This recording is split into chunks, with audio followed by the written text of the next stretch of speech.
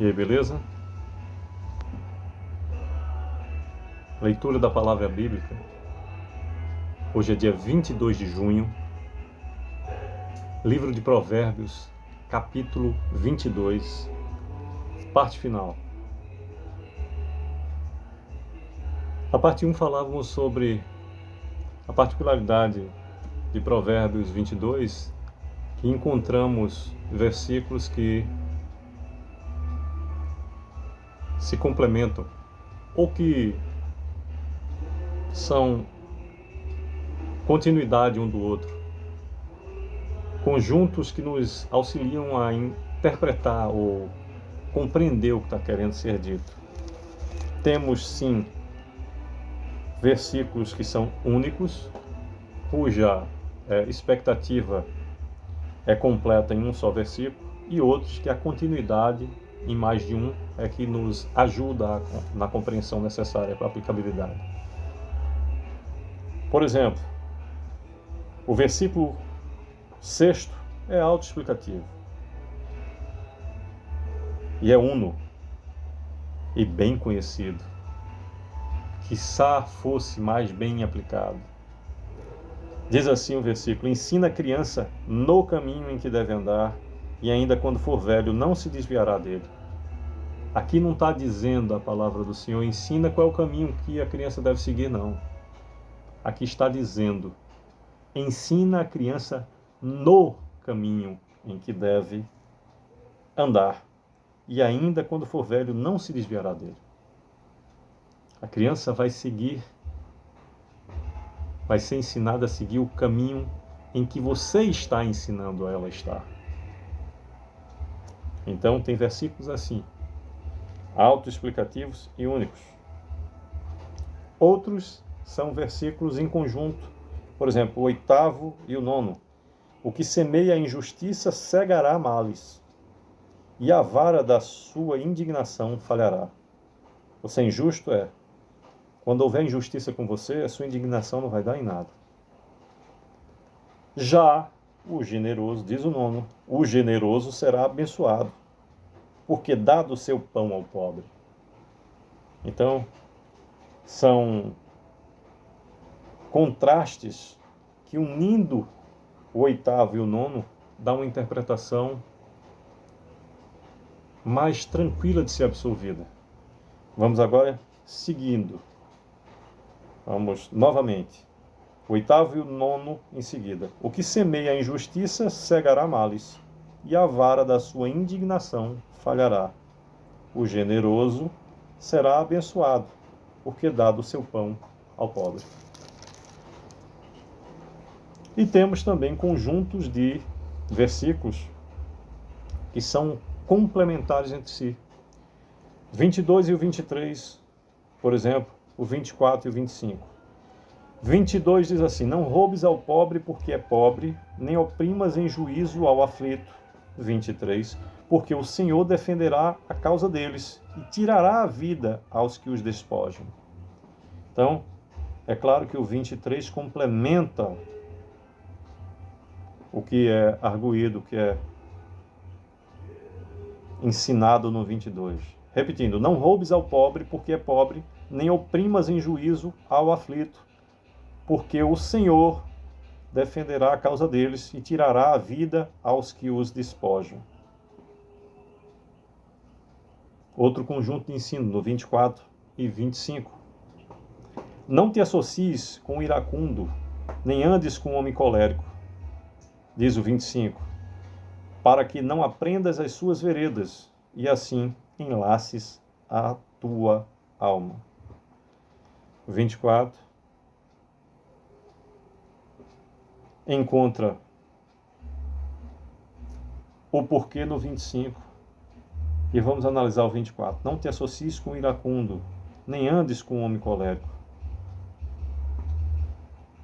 Não andes, não te associes, não te aproxime de gente problemática, de gente violenta. Por quê? Vem essa resposta no 25. Para que não aprendas as suas veredas e assim enlaces a tua alma. Para que não faça com que o costume te molde e aprenda os seus caminhos e arque também com as consequências que estão reservadas para estes que caminham dessa forma.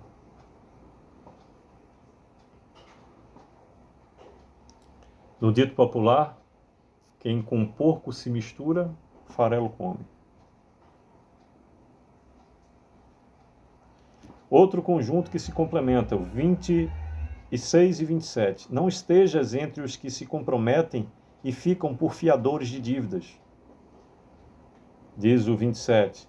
Pois se não tens com o que pagar, por que arriscas perder a cama debaixo de ti? Infelizmente, a verdade é que boa parte das vezes, quando precisamos do auxílio de um fiador, é porque a nossa condição, isso é a palavra do Senhor que diz. Quem precisa de fiador é porque não está numa condição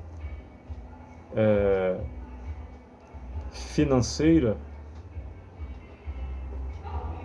de sobra ou de possuir reservas. Com raríssimas exceções, quem precisa efetivamente de uma ajuda nesse case significa que não tem, ao menos, como comprovar que pode arcar com o peso que está se dispondo a fazê-lo. Portanto, cabe a mim e a você, quando aceitar a condição de fiador, orquestrar na sua própria mente que, ao fazer isso, você optou por arcar com aquele custo, com o custo daquela dívida que você fiadou, que você afiançou, passou a ser fiador, como se sua fosse, e se preparando para que seja, porque quem pediu para que você fosse fiador, se estivesse em boa condição, não precisaria disso. Não sou eu que digo assim, a palavra do Senhor diz. Em outra oportunidade também em Provérbio diz, não dê descanso aos seus olhos antes de findar a dívida daquele que tu foste por fiador. E aí se segue. O 28 diz assim, não removas os marcos antigos que puseram teus pais. Esse é único. O que isso significa? Aquilo que é princípio que você aprendeu de seu pai e sua mãe, carregue consigo. Os ensinos, os acertos de cada um deles, que seja a sua inspiração. E que os erros que um ou outro possa ter cometido, seja a sua proteção. Se você viu que aquilo levou a um resultado não satisfatório, é a sua experiência através da observação que impede de você cometer o mesmo erro. Não removas os marcos antigos que puseram teus pais. O que falta muitas vezes no mundo, hoje sobram em tempo contemporâneo como esse, sobram diplomas. O que falta mesmo é educação. A educação doméstica, aquela que a gente aprende com papai e mamãe dentro de casa, num lar feliz, com pai e mãe servindo a Deus. O 29 diz assim, vês a um homem perito na sua obra, perante reis será posto. Não entra plebe. Quer se destacar, quer prosperar, seja bom. Desenvolva-se. Seja perito. Seja especialista em resolver problema. Não um problema que qualquer um resolve, mas um que seja muito difícil. Quanto mais difícil o problema que você resolver, mais elevado será a sua condição diante das pessoas que precisam desse problema sendo resolvido. E problema todo mundo tem, inclusive os reis. Que Deus continue a nos abençoar e proteger. É o que desejo, em nome de Jesus Cristo.